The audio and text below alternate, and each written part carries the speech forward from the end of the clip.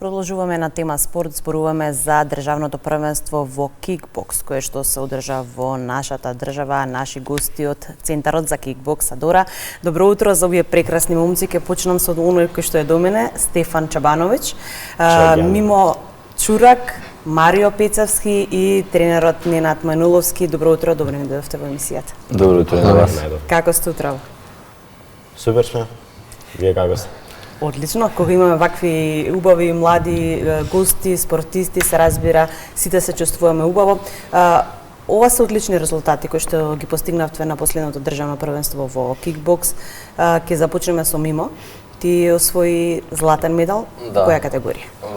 Во дисциплина лоу кик се тепав во рингот до 71 кг.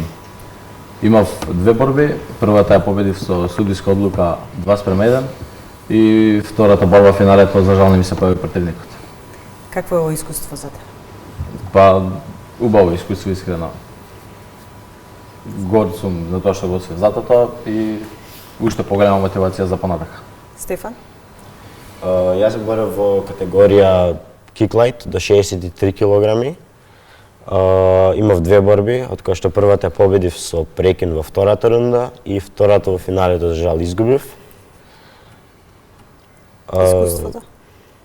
Искуството, прво искуство ми беше и поприлично сум задоволен како за прв турнир.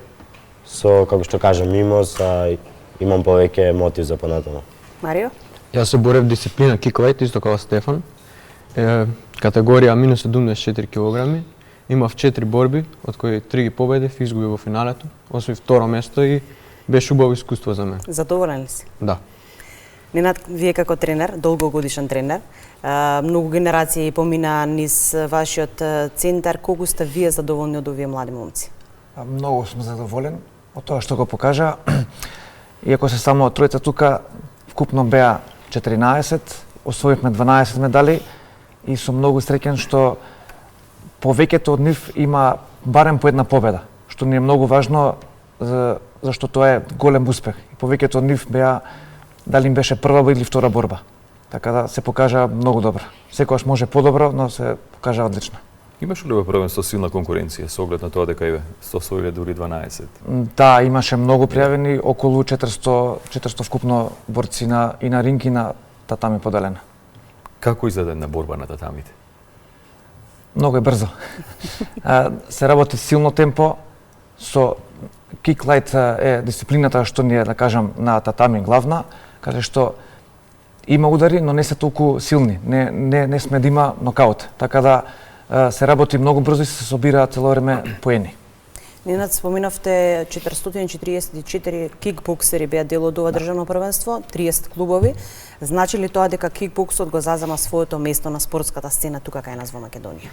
Да, ова е, мислам дека до сега и во најголем број до сега и највеќе учесници. Така да на високо ниво организирано првенство.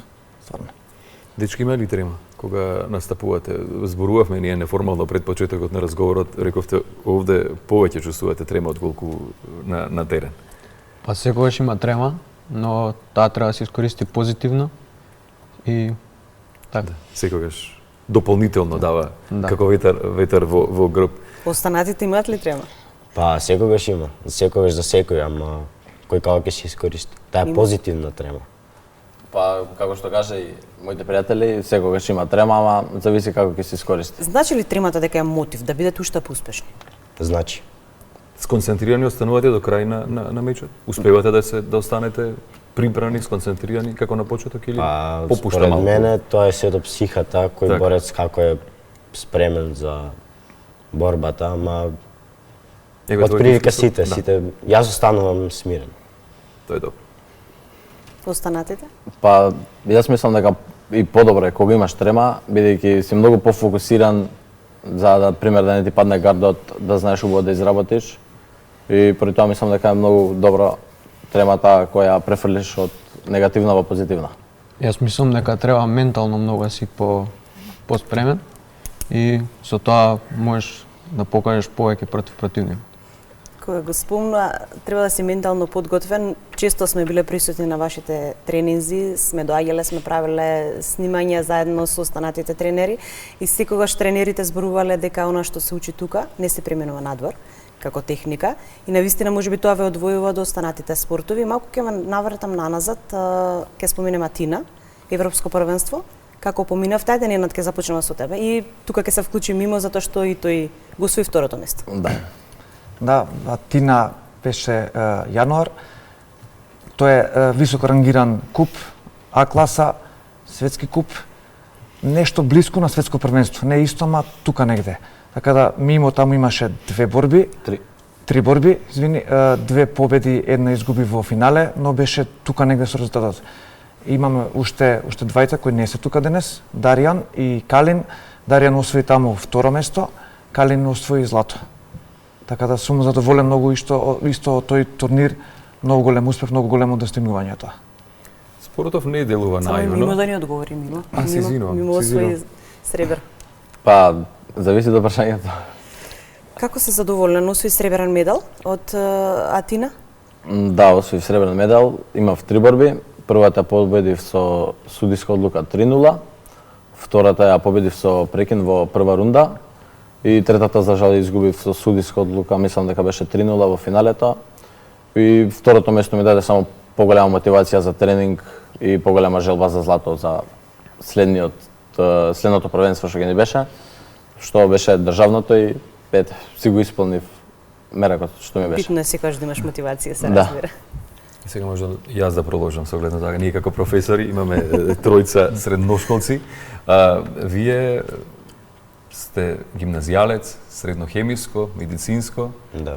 Како дојде да се одлучите за овој спорт, за кикбокс? Имате поддршка од семејството, имаше некоја сугестија од вашите родители да се занимавате со тоа или сепак е ваша лична определ? Па јас мислам дека како за мене, така и за мнозинството поддршка од родителите нема баш.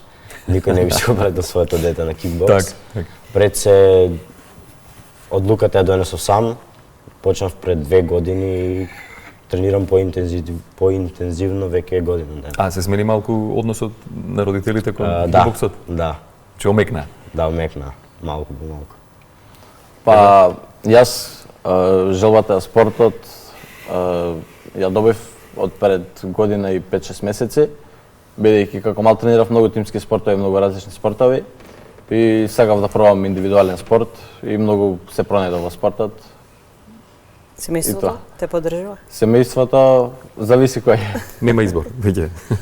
Се делат, ама поддржуваат во главном да. Па веројатно и успесите кои веќе ги имаш, сигурно мора да попуштат. Да. Марио? Јас тренирам веќе 3 години и искрено многу сум задоволен од самиот спорт. Имам многу различни очекувања од луѓе кои што доаѓаат да го тренираат, ама со време сваќаш дека е индивидуален и дека може да ти помогне во многу аспекти, како што е физички и ментално. Сакам тука да го споменеме нашиот Димитар Георгиев, ќе речам нашиот затоа што на вистина ја представуваше секаде одлично на нашата држава, нашето златно момче. Беше ли можеби тој мотив за вас да започнете со оваа приказна? Па јас Димитар не го знаев, не го познавав кога почнав со спортот, но меѓутоа тој ми беше мене во агол во двете борби на државното и дефинитивно даде голема поддршка и мотив за мене. И јас исто така Димитар не го знаев пред да го почнам спортот, но од кога го почнав, го дознав и исто кај мене беше во агол за државното првенство и многу добар е како тренер. Јас кога почнав да тренирам, имав прилика да ми биде тренер и мислам дека баш поради него и повеќе го засакав спортот и продолжив да го тренирам. Некој кој што одлично го позна Димитар, тоа е дефинитивно Ненад. Недостасува ли понекогаш Диме вака на терен, го видовме дека беше присутен тука на државното првенство. Да. Не е присутен, се разбира, можеби годините се малку повеќе пречка овој пат, меѓутоа се разбира светот останува на помладите. Да, фали како тренер. Имаме одлична соработка и го кажавте, ова е индивидуален спорт, ние работиме како тим и сме повеќе тренери, од кои Марио, Филип, Димитар и јас, кои што ги учиме децата, не само за спорт, туку и општо и за живот. Помагаме во секој аспект што можеме. Најголем проблем за жал е училиштето и учењето. професорите така еден апел малце да им прогледат низ прсти малце повеќе на некои успешни спортисти. Дечки, што понатаму? Кои се вашите планови? Па следно имаме надпревар во 1 мај во Хрватска во Вараждин, тоа е Европски куп и таму се надеваме за најдобри резултати. Останате? Стефан? Па тоа е целта за сите тука што сме.